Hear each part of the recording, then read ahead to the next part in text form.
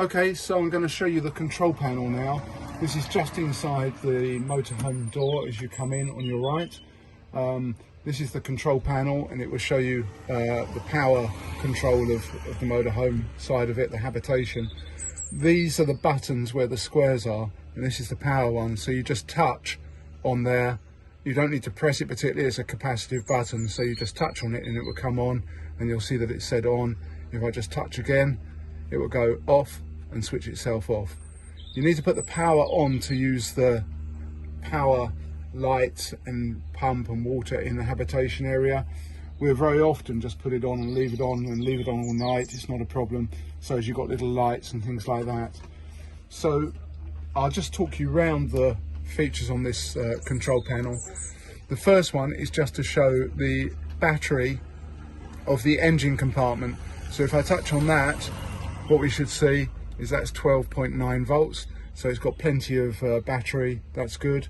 If I press on the B2, this will show you the leisure battery, which you're using lights and water pump and things like that. And that's absolutely fine as well. If you've got the mains hookup plugged in, you'll see a little mains hookup sign here as well. If I press the top button, this will show you how much fresh water you've got. So if I press on that one, you can see at the moment it's 100%. Now, one thing to note, it only goes from 100 to 66 to 33 to 0. It won't show increments between. It's very useful when you're filling the water back up, because you can see that you're making progress and you can see when it's full. On this side, this is for the pump, so you can put, this is for the taps and everything else. So again, when you're not driving along, you can just leave that on, and when you go to a tap, it will work and the pump will kick in as soon as you turn the tap on. This one here is for the lights. So as soon as you put that, that will put all the power to the lights, but all of the lights have got their own light switches as well. So at night time, you'd normally leave all of those on like that. You don't need this one on, particularly in terms of water level. But I don't know why I stayed on.